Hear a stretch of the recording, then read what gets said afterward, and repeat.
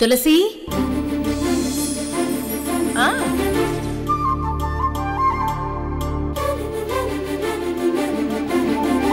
జ్యోతిని అసలు ఏమనాలత్తయ్య? వాడికి అర్థమయ్యేలా ఇంకా ఎలా చెప్పాలి? నాకేం అర్థం కావడం లేదు. అయ్యో లక్ష్మి, ఊరుకోమ్మా, ఊరుకో. అత్తయ్య, హాస్పిటల్ కి తీసుకురావడం కాస్త లేట్ అయినా పరిస్థితి ఇలా ఉండేది కాదత్తయ్య. అలాంటి ఘోరం ఏదైనా జరుగుంటే పాపం ఆ నేరమంతా నాదే అయ్యేది. జ్యోతి ఇలా అవ్వడానికి నేనే కారణం. నేను వాడికి పరిచయం అవ్వకపోయి ఉంటే బాగుండేదత్తయ్య. తప్పంతా నాదే, నాదే, నాదే, నాదే. లక్ష్మి, నువ్వేం తప్పు చేసావు? అత్తయ్య, నేను మీ దగ్గర కొన్ని విషయాలు దాచాను. నా జ్ఞాపకాలన్నీ జ్యోతి మనసులో నుంచి తీసేయాలని నువ్వెలా అయితే ప్రయత్నాలు చేశావో అలాగే నేను కూడా జ్యోతి మనసులో నుంచి మళ్ళీ ఒక ప్రేమని చూడాలనుకున్నాను. అయ్యో, జ్యోతిని రాణి చాలా ప్రాణంగా ప్రేమిస్తోంది. రాణితో జ్యోతి జీవితం బాగుంటుందని రాణిని పెళ్లి చేసుకోమని జ్యోతిని కోరాను. నా మాట మీద గౌరవంతో ఒప్పుకున్నాడు. కానీ ఇలాంటి పని చేస్తాడని మాత్రం అనుకోలేదు. ఈ పెళ్లి విషయం ముందుగా నీతో చెప్పాలని నీ పర్మిషన్ తోనే, నీ ఆశీర్వాదంతోనే జరిపించాలనుకున్నాను. కానీ జ్యోతి అడ్డుపడ్డాడు. అఘాయిత్యం చేసుకోవాలనే ఆలోచనలు వాడి మనసును వెంటాడుతుంటే నా అనే మనుషులకు వాడెందుకు చెప్పనిస్తాడు? అందుకే వాణ్ణి నోరు కట్టేశాడని నాకు అర్థమైపోయింది. అత్తయ్య, సంజయ్తో నా పెళ్లి జరిగి ఇన్ని నెలలు గడిచినా ఇంకా వాడు నన్ను ఎందుకు మర్చిపోలేకపోతున్నాడు? లక్ష్మి, ఆ దేవుడు కొందరిని తాళిబంధంతో ముడివేస్తాడు, కొందరి విషయంలో మనసును మనసుతో ముడివేస్తాడు. జ్యోతిరాదిత్య విషయంలో, నీ విషయంలో ఆ దేవుడు మనసును ముడితోనే సరిపెట్టి ఇలా ఒక శాపంగా మిగిల్చాడు అనుకున్నాను. కానీ ఆ దేవుడు అలాంటి శాపాన్ని ఇవ్వలేదు. ఏంటత్తయ్య నువ్వనేది? అవును లక్ష్మి, ఆ సంజయ్ నిన్ను మోసం చేశాడు, మనల్ని అందరినీ మోసం చేశాడు. అత్తయ్య? అవును లక్ష్మి.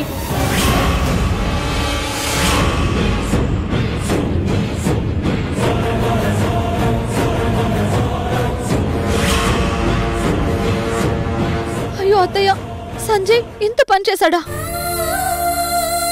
నా మాట కోసం సంజయ్ని మెళ్ళో కట్టిన తాళికి నువ్వు విలువిచ్చావు. కాని పెళ్లి బంధాన్నే వాడు అన్యాయం చేశాడు. జ్యోతిరాదిత్య నీ మీద పెట్టుకున్న ప్రేమకి చావు లేదు. ఆ మనసుతో ముడివేసిన బంధమే మిమ్మల్ని కాపాడుతుంది. సంజయ్ విషయం నీకు తెలియనట్టే ఉండు. ఆధారాలతో సహా నిజాలన్నీ నేను నిరూపిస్తాను. అవును లక్ష్మి. అలాగే మేడం, మేడం, నన్ను క్షమించండి మేడం, నన్ను క్షమించండి. రాణి, ఏంటిది?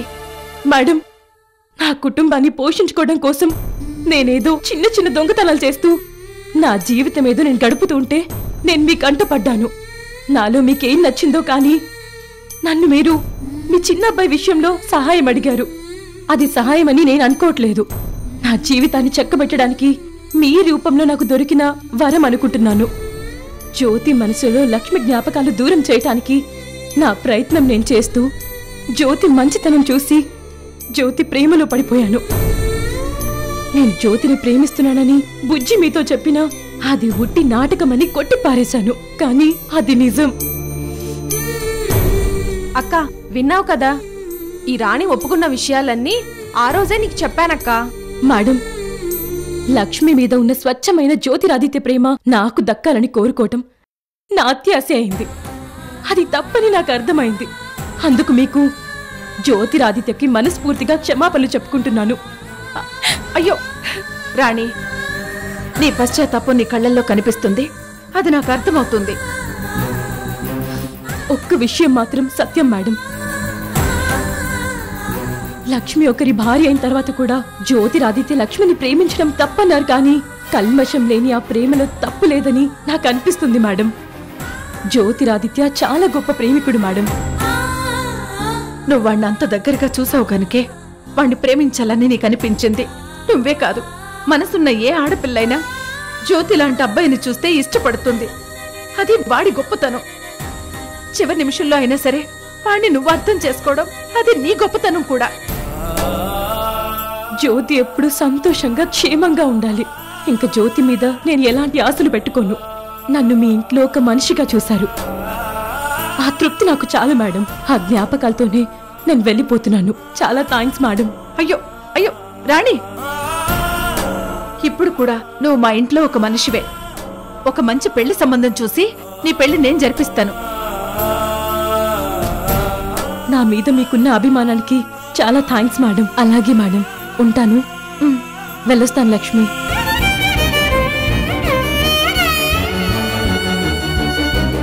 లక్ష్మి, నీ జీవితం బాగుండాలి. జ్యోతి జీవితం బాగుండాలి. All the best.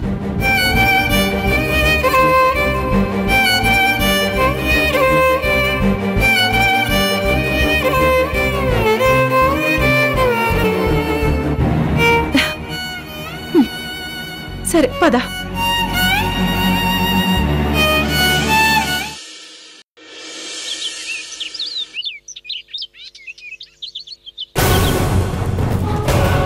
నాకింత అవమానం జరిగాక ఇక ఇంట్లో నేను ఉండకూడదు. జీవితంలో ఇంకెప్పటికీ ఆ తులసి మొహం చూడకూడదు. ఝాన్సీ, ఝాన్సీ ఆగు. ఎక్కడికి వెళ్తున్నావు? నేనెక్కడికి వెళ్తానో నీతో చెప్పాల్సిన అవసరం నాకు లేదు. కానీ ఒక్క విషయం మాత్రం నీకు మీ అత్తయ్య తులసికి కన్ఫర్మ్ చేసి వెళ్ళాలనుకుంటున్నాను. ఏంటది? నేను శాశ్వతంగా ఇల్లు వదిలి వెళ్ళిపోతున్నాను. ఇక ఎప్పటికీ తిరిగి రాను. ఝాన్సీ, నీకేమైంది అసలు? అవినీతి కేసులో ఇరుక్కున్న ఈశ్వర్ను ఆ కేసు నుంచి ఎలాగైనా బయట పడేయాలని అత్తయ్య గారు ప్రయత్నాలు చేస్తూ ఉన్నారు. ఇంటిల్లిపాది అదే టెన్షన్ లో ఉన్నాం. ఆ టెన్షన్ కి తోడు ఇప్పుడు నువ్వు ఇలా ఇల్లు వదిలి వెళ్ళిపోతానన్నడం అసలు ఏం బాలేదు. ఇష్టం లేకపోతే వెళ్ళిపోవచ్చు అని చెంపదెబ్బ కొట్టి మరీ వార్నింగ్ ఇచ్చింది కదా ఆ తులసి. ఆ దెబ్బ నీకు తగిలి ఉంటే నా పెయిన్ ఏంటో నీకు తెలిసేది. అయినా నేను ఇల్లు వదిలి వెళ్ళిపోతే నీకు సంతోషమే కదా. నువ్వు కోరుకున్నది అదే కదా. ఝాన్సీ, నీ మీద నాకు అలాంటి కోపం ప్రతీకారం లేదు.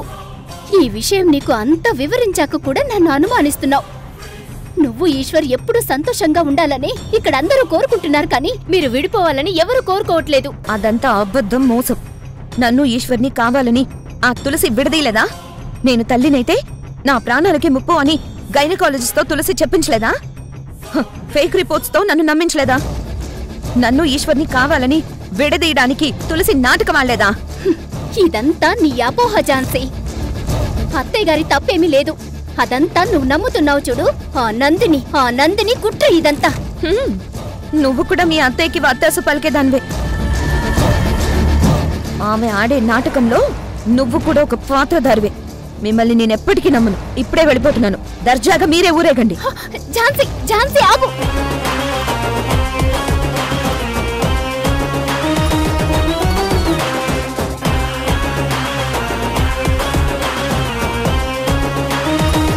ఝాన్సీ, నా మీద కోపంతో ఇల్లొదిలి వెళ్ళిపోతున్నావా?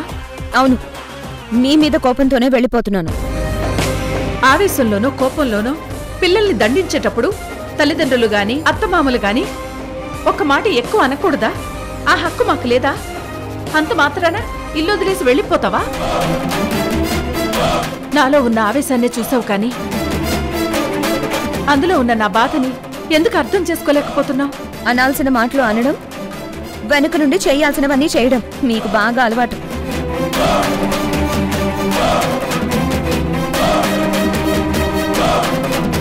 కానీ మీ ఇంట్లో వాళ్ళందరి ముందు మీ తప్పేమీ లేదు అన్నట్టు నీతులు మాట్లాడతారు. ఇది నచ్చకే. ఇది భరించలేక నేను వెళ్ళిపోతున్నాను. ఝాన్సీ, నోరు ముయ్. ఈశ్వర్, నోటుకొచ్చినట్టు మాట్లాడుకో. నిన్ను ఈ కేసులో నుంచి మీ అమ్మ బయటికి తీసుకొచ్చిందని అప్పుడే మీ అమ్మని సపోర్ట్ చేస్తున్నావా? మరేం పర్లేదు, నెత్తిని పెట్టుకో. కానీ నా ఇష్టానికి నన్ను వదిలే. ఝాన్సీ, ఝాన్సీ,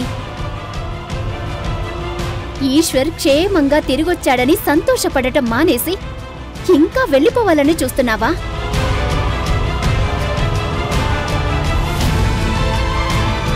విడిపోవడం ఏ సమస్యకు పరిష్కారం కాదు ఝాన్సీ.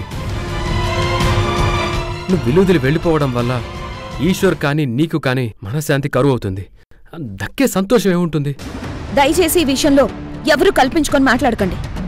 ఇక్కడ ఎవరి జీవితాలు వాళ్ళవి, ఎవరి స్వార్థాలు వాళ్ళు చూసుకునే రోజులివి. అది ఈశ్వర్ ఎప్పటికీ అర్థం చేసుకోలేడని అర్థమైంది. అందుకే వెళ్ళిపోతున్నాను. ఝాన్సీ, మూర్ఖంగా ఆలోచించుకో. నాకు మనశ్శాంతి లేకుండా చేయకు. మన జీవితాలిలా దిగజారిపోవడానికి కారణం మీ అమ్మ.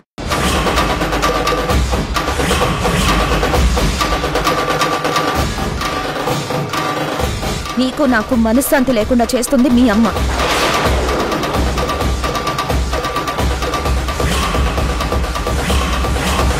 కావాలని మనల్ని విడదీసిన మీ అమ్మను ఇప్పుడు కూడా నువ్వు దేవతగానే చూస్తే గుడి కట్టి పూజించుకో. బాయ్. ఝాన్సీ ఝాన్సీ ఝాన్సీ అమ్మా ఝాన్సీ, నువ్వు చాలా తప్పు చేస్తున్నావమ్మా. నేను తప్పు చేస్తున్నానా? ఇన్నాళ్ళకు నేను కరెక్ట్ డెసిషన్ తీసుకున్నాను డాక్టర్. మీ అత్తయ్య గారి మీద నువ్వు అపోహపడుతున్నావు. నీ విషయంలో మీ అత్తయ్య గారి తప్పేమీ లేదు.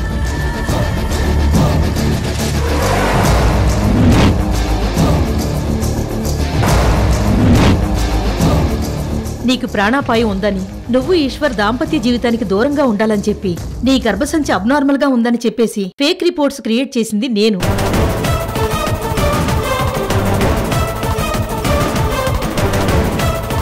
అలా రిపోర్ట్స్ రెడీ చేయించి మిమ్మల్ని విడదీసింది నేను.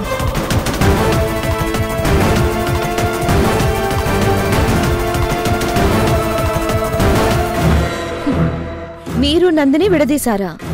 ఇది మరో నాటకం.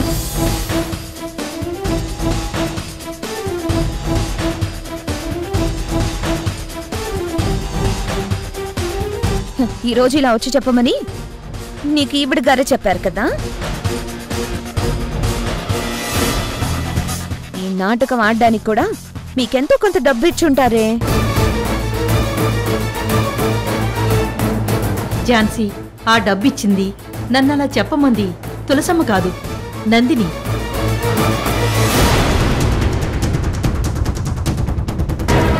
నందినియే నాతో ఈ నాటకం ఆడించింది. నేను నమ్మను. ఝాన్సీ, తన తప్పు తను తెలుసుకుని తానుగా వచ్చి నిజాలు చెప్తుంటే ఇప్పుడు కూడా నువ్వు నమ్మకపోవడమేంటి? అపార్థాలు తొలగిపోయి ఇక్కడ అందరూ కలిసిమెలిసి సంతోషంగా ఉండాలని ప్రతిరోజు నేను మొక్కుకుంటాను. ఆ దేవుడు కరుణించాడనిపిస్తుంది. ఈ డాక్టర్ని ఆ దేవుడే పంపించాడనిపిస్తుంది. ఇప్పుడు కూడా నువ్వు నమ్మవా? తులసమ్మ, ఝాన్సీ ఇప్పుడు కూడా నమ్మకపోతే నందినితో చెప్పిస్తాను. అప్పుడు ఖచ్చితంగా నమ్మి తీరుతుంది. ఏది చెప్పించండి చూద్దాం. ఇప్పుడే చెప్పిస్తాను.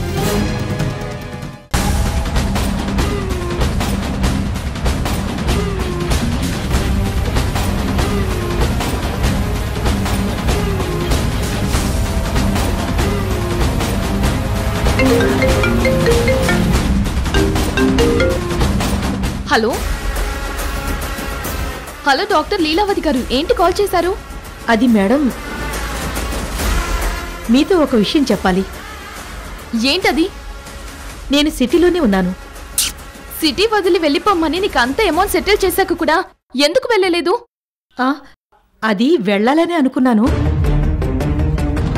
కానీ నా కూతురు కోసం ఆగిపోవాల్సి వచ్చింది.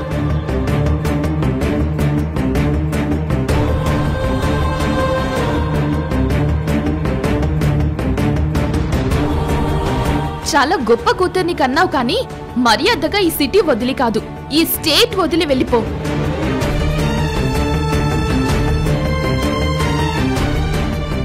వెళ్ళిపోతాను, కానీ ఝాన్సీ విషయంలో నాకు చాలా గిల్టీగా ఉంది మేడం. నీకెందుకు అలాంటి ఫీలింగ్?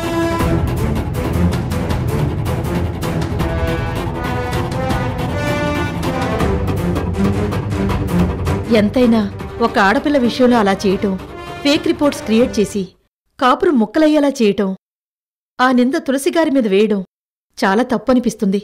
అయితే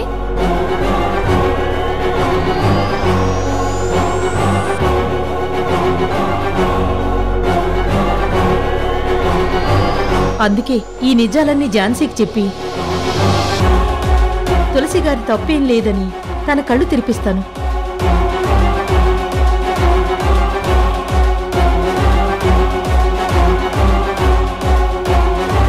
నువ్వు కళ్ళు తెరిపించి అలాంటి ప్రయత్నం చేస్తే నిన్ను ఆ ఝాన్సీ కానీ తులసి కానీ అస్సలు క్షమించరు.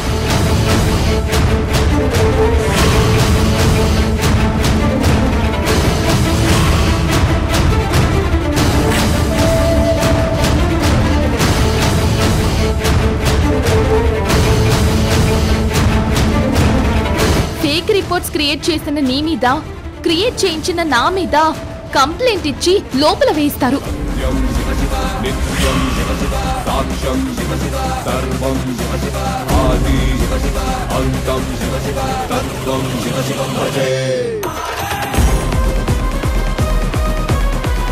పిచ్చి పిచ్చి వేషాలు వేయకు.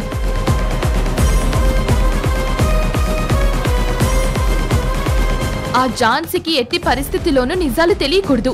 జీవితాంతం ఆ తులసిని ఝాన్సీ శత్రువుగానే చూడాలి.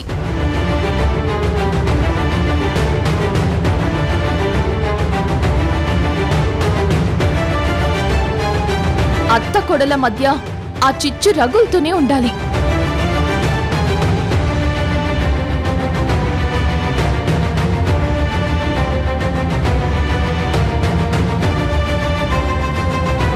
ఆ ఇంట్లో ఏ ఒక్కరికి మనశ్శాంతి ఉండకూడదు.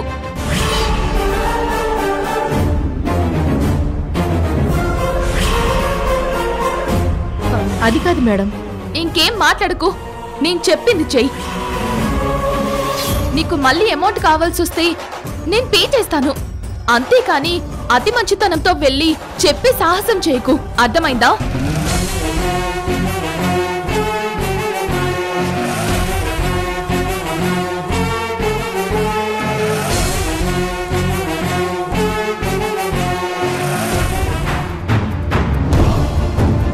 అమ్మా ఝాన్సీ, నేనిన్ని రోజుల తర్వాత ఇప్పుడొచ్చి నిజాలు చెప్తున్నానేంటి అని నువ్వు అనుకోవచ్చు.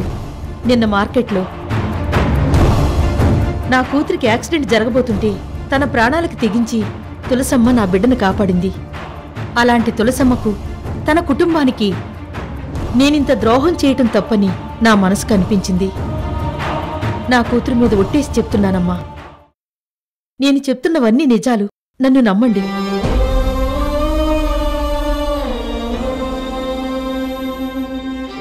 ఝాన్సీ, నంది నీ నోటి వెంటే అన్ని నిజాలు విన్నావు కదా. కుట్రెవరిదో అర్థమైపోయింది కదా.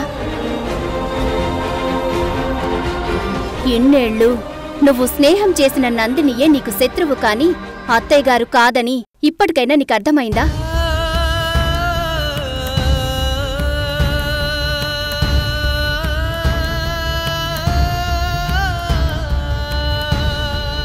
ఝాన్సీ, అత్తయ్య గారు, ఝాన్సీ,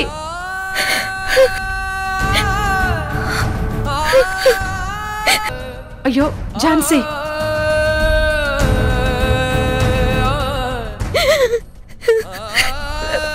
అయ్యో ఝాన్సీ,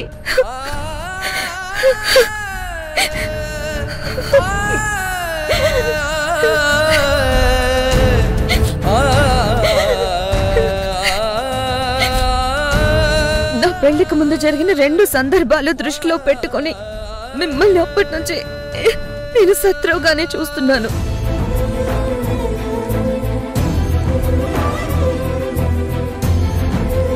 అయినా మీకు నా మీద ప్రేమే కానీ ఎలాంటి కోపము లేదని నాకు ఎప్పుడు అర్థమైంది.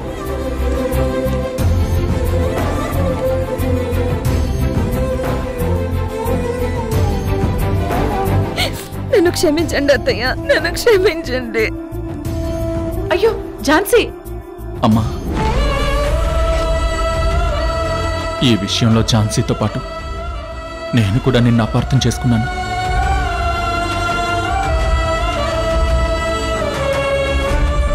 నీ మనసు గాయపడేలా చేశాను. నన్ను క్షమించమ్మా. ఝాన్సీ, ముందు పైకిలే. ఇలాంటి క్షమాపణలు మీ నుంచి నేనెప్పుడు వినాల్సిన సందర్భాలు రాకూడదురా. మనందరం సంతోషంగా కలిసిమెలిసి ఉండాలన్నదే నా ఆశ. అమ్మా, కాస్త లేటుగా అయినా ఝాన్సీ అనుమానాలు, అపోహలు అన్నీ దూరం అయిపోయి నిన్ను అర్థం చేసుకుంది. ఇంకెప్పుడు ఇలాంటి సందర్భాలు రాకూడదు. రాకూడదని ఇక్కడ అందరం మనస్ఫూర్తిగా కోరుకుంటున్నాం. ఇంకెవ్వరూ మన కుటుంబంలో ఇలాంటి అపార్థాలు క్రియేట్ చేయలేరు. ఇంకందరం సంతోషంగా హ్యాపీగా ఉంటాం. అవునరా పెద్దోడా, డాక్టర్, ఇప్పటికైనా మీ మనసు మారి ఇక్కడికొచ్చి నిజం చెప్పినందుకు మీకు చాలా కృతజ్ఞతలు.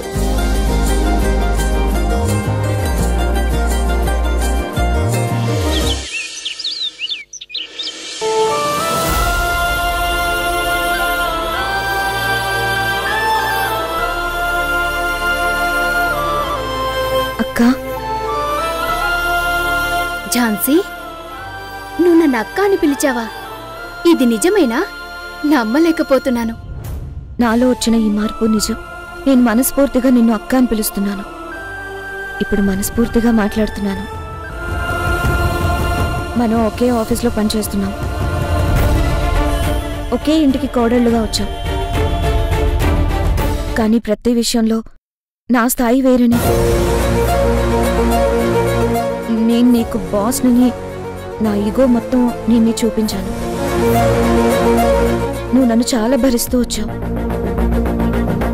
నువ్వు పెద్ద కోడలిగా అహంకారం చూపిస్తున్నావని నేను నిన్ను అపార్థం చేసుకున్నాను.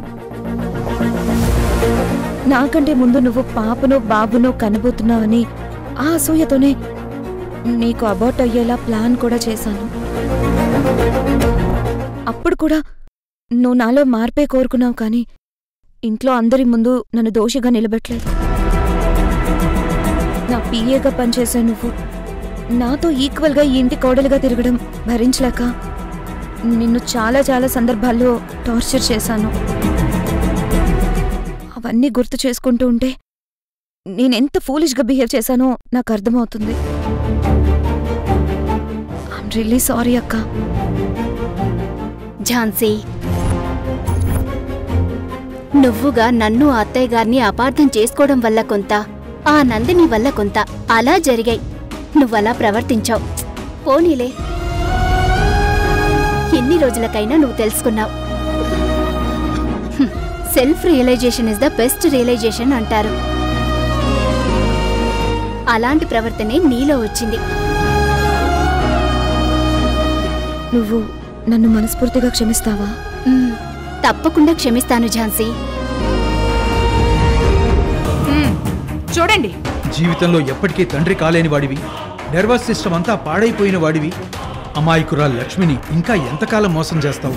నాలో లోపాలు ఎప్పటికీ బయటపడకుండా నేనొక మగాడిలా జెంటిల్మ్యాన్లా చెలామణి అవ్వడం కోసమే లక్ష్మిని పెళ్లి చేసుకున్నాను.